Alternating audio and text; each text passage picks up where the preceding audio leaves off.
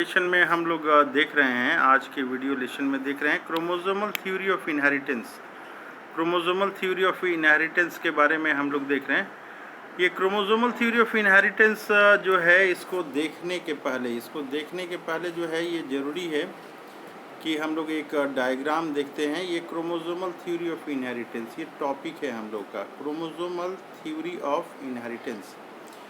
Chromosomal theory of inheritance जो है, ये 1 नंबर का क्वेश्चन पूछता है कि किसने दिया था। तो सटन एंड बेवोरी, हम लोग सटन एंड बेवोरी का नाम देंगे।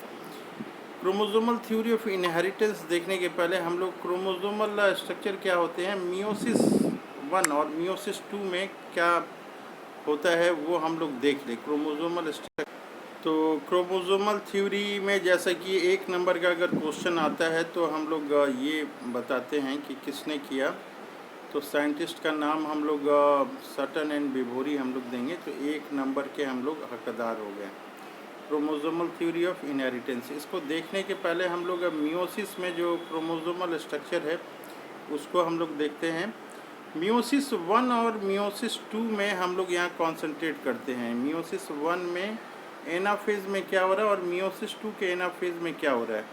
जैसे कि यहाँ हम लोग देख पा रहे हैं, यहाँ पे ये बाईवैलेंट है। 2 क्रोमोसोम जो है, एक जैसे 2 क्रोमोसोम जो है ये बाईवैलेंट, वो एक साथ होते हैं। एनाफेज में ये अलग अलग होने लगते हैं।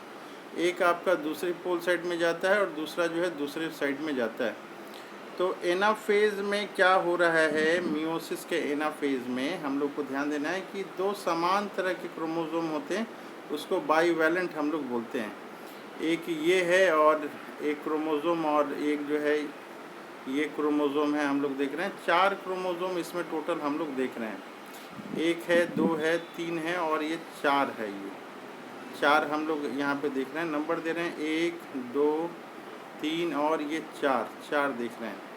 एक बार दोबारा हम लोग इसको देख रहे हैं, ये 4 क्रोमोसोम कौन कौन सा है, 1 है, 2 है, 3 है और ये 4 क्रोमोसोम है। तो ये दोनों जो हैं ये अपोजिट डायरेक्शन में इधर जा रहे हैं और ये दोनों क्रोमोसोम जो हैं ये इस डायरेक्शन में जा रहे हैं। ये अलग अलग हो रहे हैं, यहाँ पे ये अलग अलग हो रहे हैं। तो यहाँ पे जो देखने वाली बात है कि ये मियोसिस एनाफेज है, ये एनाफेज, ये 2 तरह जो हैं ये दोनों अलग जा रहे हैं, इस साइड जा रहे हैं। ये दोनों क्रोमोसोम जो है ये इस साइड जा रहे हैं। लेकिन यहाँ पे मियोसिस एनाफेज, मियोसिस 2 के एनाफेज में देखिए, मियोसिस 2 के एनाफेज में ये जो है एक क्रोमोसोम जो है इसके दोनों क्रोमेटिड अलग हो गए। यहाँ पे एक क्रोमोसोम है, इसके दोनों क्रोमेटिड जो है अलग हो गए।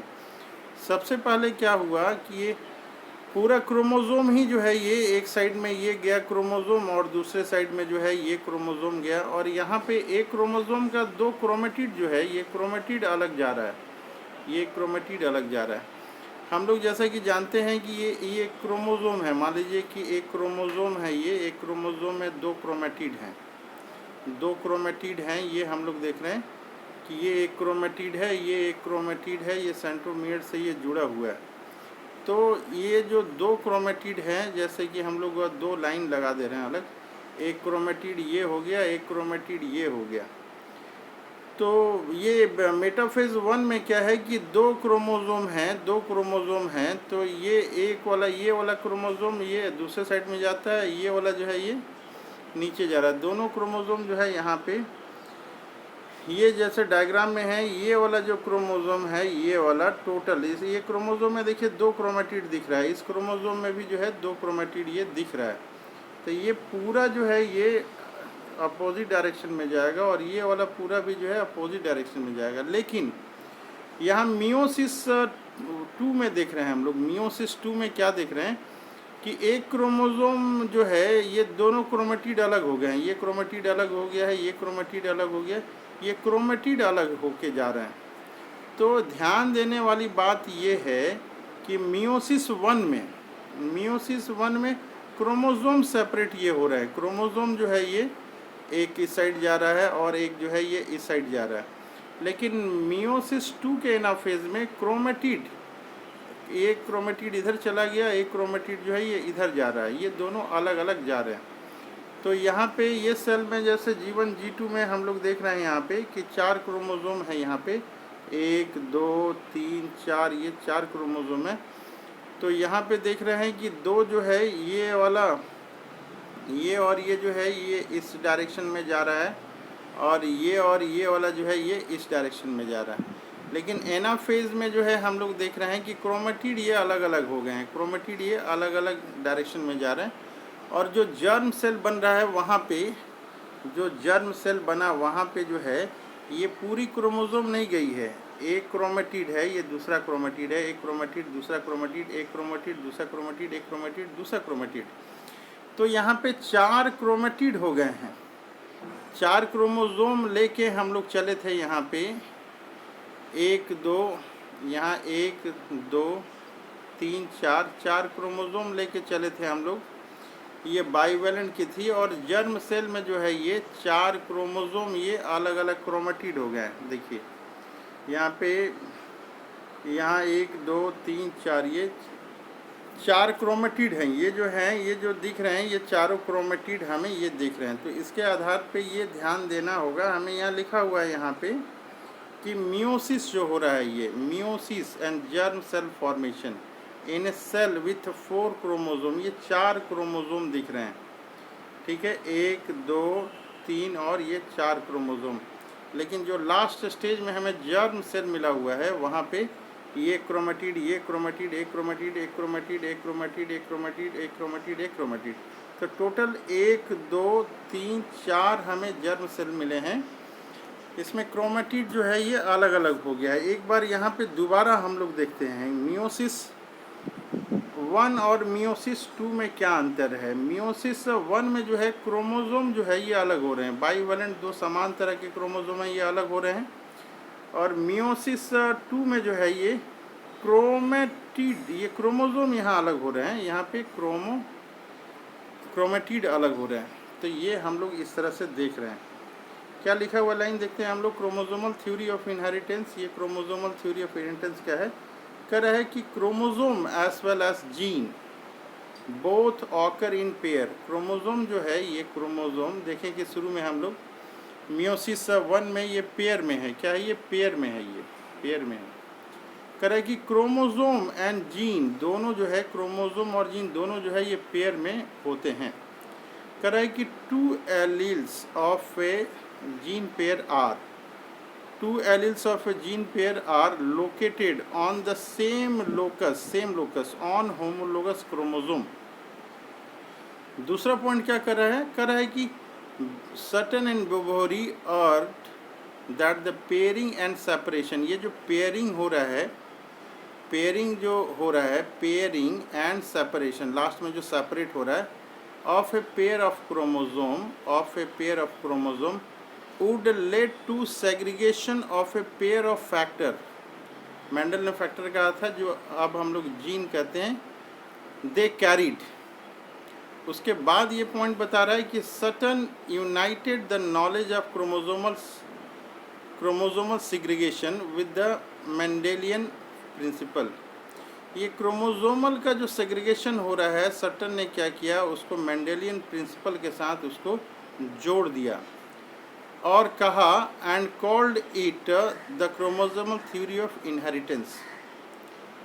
जो मेंडल ने क्या कहा था, मेंडल ने जो प्रिंसिपल दिया था फैक्टर, मेंडेलियन प्रिंसिपल जो दिया था, उसके साथ जो है ये क्रोमोसोमल को सिग्रीगेशन को जोड़ दिया। किसने जोड़ दिया, ये सर्टन ने जोड़ दिया, ये सर्टन ने जो है जोड़ दिया। और उसी के अनुसार जो है, उनके अनुसार क्रोमोसोमल थ्योरी ऑफ ये इनहेरिटेंस ये हो गया। तो ये डायग्राम हम लोग को ध्यान में रखना है कि मियोसिस 1 एनाफेज में क्या हो रहा है और मियोसिस 2 के एनाफेज में क्या हो रहा है। अगर इसमें कोई प्रॉब्लम है तो क्लास 11 के सेल डिवीजन चैप्टर में हम लोग देख लेंगे कि मियोसिस 1 में क्या हो रहा है और मियोसिस 2 में क्या हो रहा है। ये काफ़ी इंपॉर्टेंट चीज़ है ये क्रोमोसोमल थ्योरी ऑफ इनहेरिटेंस को समझने के लिए। एक छोटा सा क्वेश्चन जो बराबर आता है, who has given the chromosomal theory of inheritance, तो आंसर होगा certain and Bohri given the chromosomal theory of inheritance। तो ये हुआ थोड़ी बहुत बातचीत जो है क्रोमोसोमल थ्योरी ऑफ इनहेरिटेंस के बारे में। अब नेक्स्ट टॉपिक हम लोग देखते हैं लिंकेज एंड रिकॉम्बिनेशन। काफ़ी इंपॉर्टेंट टॉपिक है ये, लिंकेज एंड रिकॉम्बिनेशन। इसमें कह रहा है कि when two pair of genes, कह रहा है कि when two pair of genes in a dihybrid cross, किसमें two genes in a dihybrid cross, ये जो दो जीन की बात हम लोग कर रहे हैं, किसमें बातचीत कर रहे हैं, डाइहाइब्रिड क्रॉस के बारे में हम लोग जो बात कर रहे हैं। कह रहा है कि were situated on the same chromosome, ये जो है सेम क्रोमोसोम में सिचुएटेड होता है। और आगे बता रहा है कि proportion of parental gene combination was much higher than the non parental type, ये नॉन पेरेंटल टाइप से ये हायर होता है।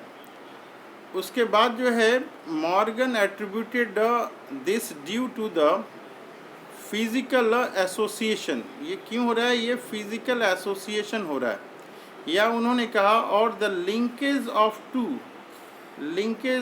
टू जीन, ये लिंकेज ऑफ टू जीन के कारण हो रहा है। और उसी को इन्होंने लिंकेज को पॉइंट किया, टर्म दिया एक लिंकेज। लिंकेज क्या डिस्क्राइब कर रहा है, linkage to describe physical association of gene on same chromosome. ये जो दो तरह के जीन जो हैं, फिजिकल एसोसिएशन जो हो रहा है, इसी को लिंकेज कर रहे हैं।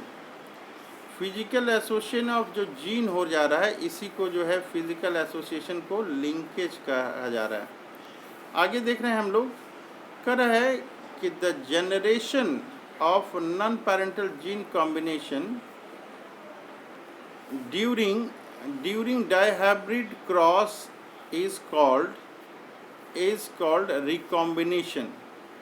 ये रिकॉम्बिनेशन किसको कर रहा है, कर रहा है कि the generation of non parental gene recombination during dihybrid cross, ये डाइहाइब्रिड क्रॉस के दौरान जो हो रहा है, ड्यूरिंग कब, dihybrid cross is called recombination. इसको क्या कहते हैं, रिकॉम्बिनेशन कहते हैं। कर रहा है आगे कि when gene are located on same chromosome, gene कहाँ पे लोकेटेड है, सेम क्रोमोसोम पे अगर लोकेटेड है, same chromosome, they are tightly linked, तो वो क्या होंगे, टाइटली लिंक्ड होंगे, मजबूती से वो जुड़े रहेंगे, tightly linked and so very low recombination. अगर सेम क्रोमोसोम पे टाइटली हैं तो उसमें क्या होगा, वेरी लो रिकॉम्बिनेशन होगा। अब हम लोग देखते हैं कि ये क्रॉसिंग ओवर और लिंकेज में क्या डिफरेंस है। क्रॉसिंग ओवर और लिंकेज में, क्रॉसिंग ओवर क्या कर रहा है, ये कर रहा है कि it led to separation of linked gene. Crossing over से क्या होता है, ये सेपरेशन ऑफ लिंक्ड जीन हो जा रहा है। और लिंकेज में क्या हो रहा है, कीप द जीन टुगेदर, एक में जीन जो है अलग अलग हो जा रहा है क्रॉसिंग ओवर में, और लिंकेज में जो है जीन टुगेदर एक साथ ये रह रहा है। क्रॉसिंग ओवर में क्या देख रहे हैं, it involve the exchange of segment between non sister chromatid of homologous chromosome. ये एक्सचेंज हो रहा है, किसमें एक्सचेंज हो रहा है, non sister chromatid of homologous chromosome में हो रहा है। इसमें क्या हो रहा है, इट इन्वॉल्व्स इंडिविजुअल क्रोमोसोम, इसमें इंडिविजुअल क्रोमोसोम जो है होता है। आगे बता रहा है कि the frequency of crossing over can never exceed 50%। 50% से जो ज़्यादा है क्रॉसिंग ओवर की फ्रीक्वेंसी नहीं हो सकती है। और लिंकेज में बता रहा है कि the number of linkage group can never be more than haploid chromosome number. ये लिंकेज का जो है क्या बता रहा है, the number of linkage group can never be more than haploid chromosome number. अगर हैप्लॉइड क्रोमोसोम नंबर जो भी है उससे ज़्यादा ये लिंकेज नहीं हो सकता है। नेक्स्ट पॉइंट हम लोग देखने की कोशिश कर रहे हैं। क्रॉसिंग ओवर के बता रहा है कि it increases variability by forming new gene recombination. इसमें क्या हो रहा है, न्यू जीन रिकॉम्बिनेशन हो रहा है, न्यू जीन रिकॉम्बिनेशन। और लिंकेज में ये बता रहा है इट रिड्यूसेस वेरिएबिलिटी, ये वेरिएबिलिटी को जो है ये घटाता है। तो एग्ज़ाम में बराबर जो है हम लोग को क्रॉसिंग ओवर और लिंकेज के बारे में डिफरेंस ये लिखने के लिए देता है। तो जब भी क्रॉसिंग ओवर और लिंकेज के बारे में जो है डिफरेंस आएगा तो ये हम 3 या 4 पॉइंट का लिखेंगे, तो 2 नंबर या 3 नंबर का ये क्वेश्चन आता है। अब नेक्स्ट टॉपिक है सेक्स डिटर्मिनेशन। सेक्स डिटर्मिनेशन जो है ये नेक्स्ट टॉपिक है। सेक्स डिटर्मिनेशन में ये पहला पॉइंट जो है ये आ रहा है कि हंकिंग इन 1891, ये साइंटिस्ट है हंकिंग, कब की बात है, ये 1891 की बात है। ऑब्जर्व्ड, उन्होंने देखा, observed A trace of specific nuclear structure, उन्होंने एक स्पेसिफिक न्यूक्लियर स्ट्रक्चर देखा। कहाँ देखा, इन फ्यू इंसेक्ट, इंसेक्ट में उन्होंने देखा। और आगे बता रहा है कि ही ऑल्सो ऑब्जर्व दैट, उन्होंने ऑब्जर्व किया कि दिस स्पेसिफिक न्यूक्लियर स्ट्रक्चर, ये जो न्यूक्लियर स्ट्रक्चर है located on 50% of sperm only. उन्होंने जो न्यूक्लियर स्ट्रक्चर देखा तो केवल देखा कि 50% स्पर्म में ही वो स्ट्रक्चर है। He called this X body, उसको इन्होंने क्या कहा, एक्स बॉडी उन्होंने कहा। ये हंकिंग की बात कर रहे हैं 1891 में। He was not able to explain the its significance, उस समय जो है he was not able to explain its significance, इसके महत्व के बारे में वो उस समय नहीं बता पाए। लेटर इट वॉज एब्जॉर्ब्ड, बाद में यह देखा गया, ऑब्जर्व दैट ओवम, ओवम जो है that receive the sperm, ovum जो है वो रिसीव करता है स्पर्म विथ एक्स बॉडी। अगर ओवम जो है, ये जो ओवम है, अगर ये एक्स बॉडी वाला स्पर्म अगर आ रहा है तो बिकम फीमेल, अगर एक्स वाला ओवम में आ रहा है तो वो क्या बन जा रहा है, ये फीमेल बन जा रहा है। उस समय उन्होंने ऑब्जर्व किया कि ये फीमेल बन जा रहा है।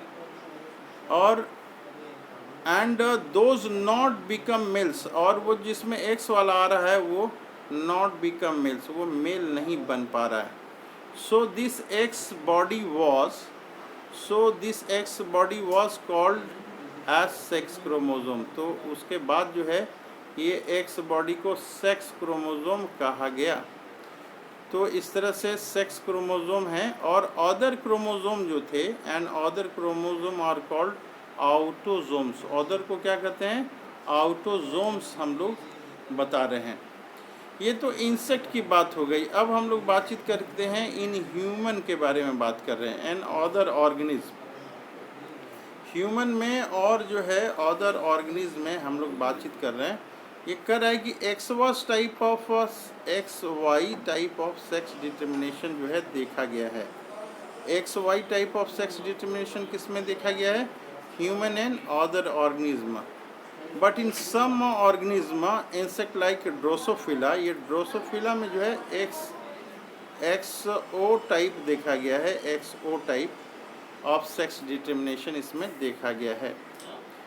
तो ये हम लोग यहाँ तक देखें यहाँ पे कि ह्यूमन में जो है X Y type of sex chromosome है, ड्रोसोफिला में जो है एक्सो टाइप ऑफ क्रोमोसोम है।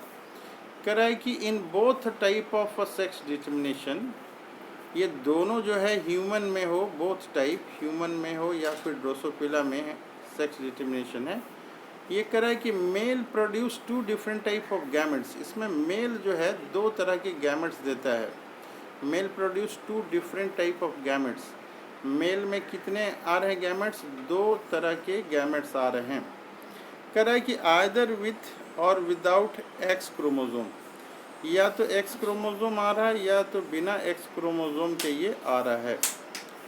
Some with X chromosome and some with Y chromosome, ये जो स्पर्म है कुछ में एक्स क्रोमोसोम आ रहा है और कुछ में क्या आ रहा है, वाई क्रोमोसोम ये आ रहा है।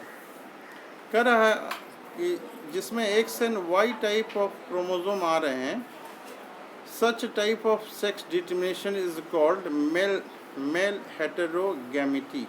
इसको क्या कहते हैं, मेल हेटेरोगैमिटी। अगर एक्स एंड वाई दोनों आ गए, एक्स और वाई अगर दोनों आ रहे हैं तो उसको बोलते हैं मेल हेटेरोगैमिटी। तो एक्स एंड वाई वाले को मेल हेटेरोगैमिटी कहते हैं। कह रहे कि बर्ड्स के टाइप में, बर्ड्स के केस में जेड एंड डब्ल्यू टाइप होता है सेक्स डिटर्मिनेशन। बर्ड के केस में क्या हो रहा है, Z and W type of sex determination present है। Two different types of gamete are produced by female. ये फीमेल में जो है बर्ड्स के टाइप में हो रहा है in term of sex chromosome. Female में जो है दो अलग अलग तरह के जो है सेक्स क्रोमोसोम जो है ये पाए जाते हैं बर्ड्स के केस में। This type of sex determination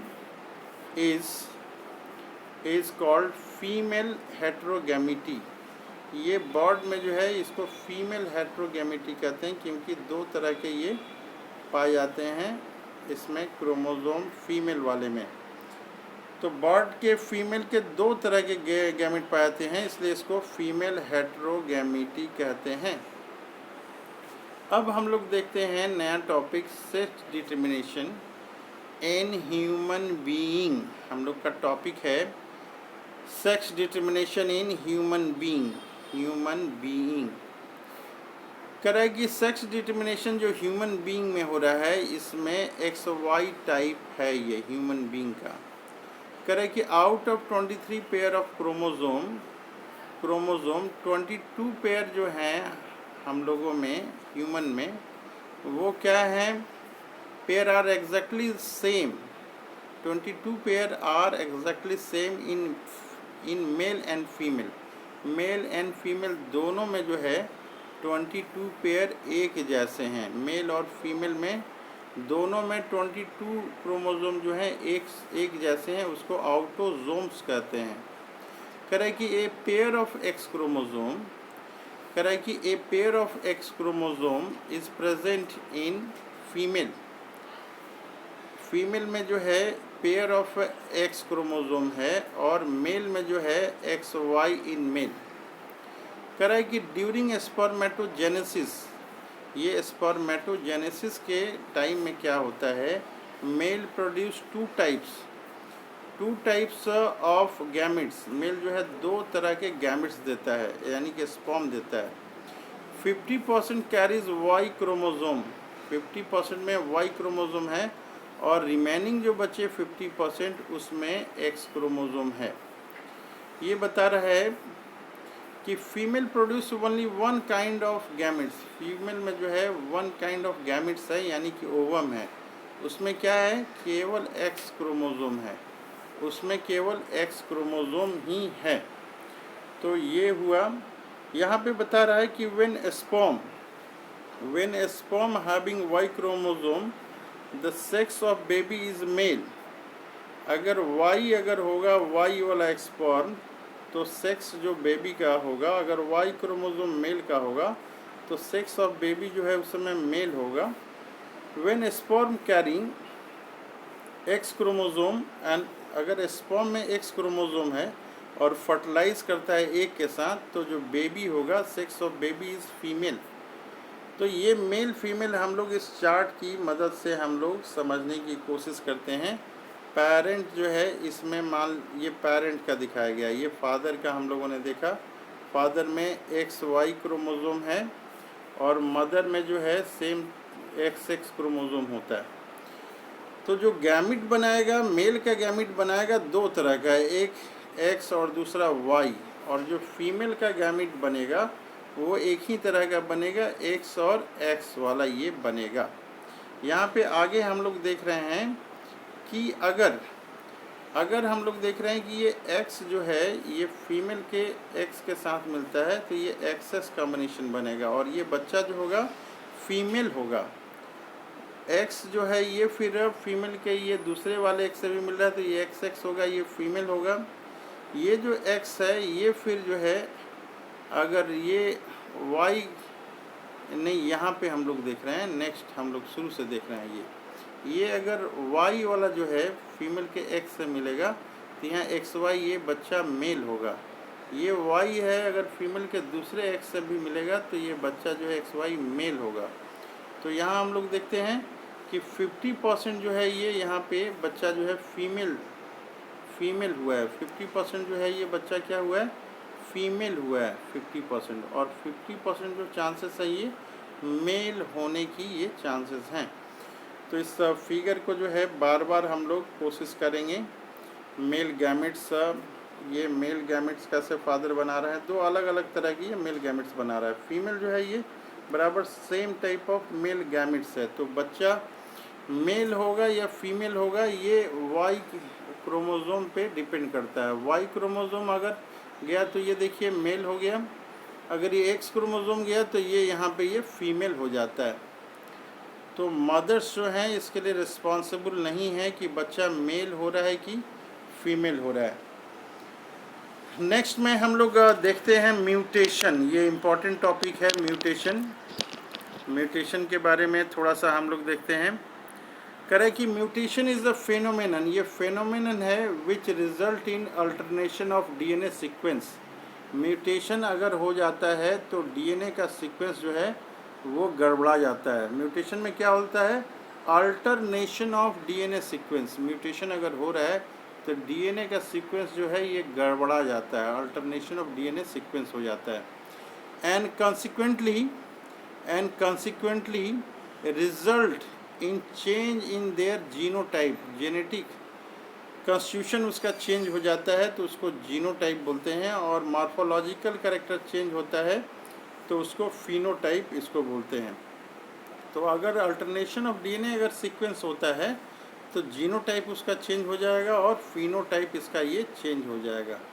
alternation of sequence से क्या हो जाएगा, जीनोटाइप उसका चेंज हो जाएगा और फिनोटाइप चेंज हो जाएगा ऑफ ऑर्गेनिज्म। कह रहा है कि the mutation that arise due to the change in single base pair। अगर ये सिंगल बेस पेयर में चेंज हो रहा है, कैसा चेंज हो रहा है, सिंगल बेस पेयर में चेंज हो रहा है डीएनए, तो वैसे म्यूटेशन को हम लोग कहेंगे point mutation. That type of mutation will be point mutation. Point mutation किसको कहेंगे हम लोग, सिंगल बेस पेयर में चेंज हो रहा है। कितना चेंज हो रहा है, सिंगल बेस पेयर में चेंज हो रहा है, single base pair of DNA में चेंज हो रहा है, तो ऐसे म्यूटेशन को कहेंगे हम लोग पॉइंट म्यूटेशन कहेंगे। तो पॉइंट म्यूटेशन का एग्जाम्पल क्या है, पॉइंट म्यूटेशन का एग्जाम्पल है sickle cell anaemia. Point mutation का एग्जाम्पल है सिकल सेल एनीमिया ये है। अब जो है नेक्स्ट टॉपिक है पेडिग्री एनालिसिस और जेनेटिक डिसऑर्डर्स हैं, और इसके साथ में मेंडेलियन डिसऑर्डर, ये इसको हम लोग नेक्स्ट क्लास में कवर करने की कोशिश करेंगे। आज के लिए इतना ही। अगर आपको चैनल अच्छा लगता है तो आपसे रिक्वेस्ट होगा कि आप चैनल को सब्सक्राइब कीजिए इसी तरह के वीडियो को पाने के लिए।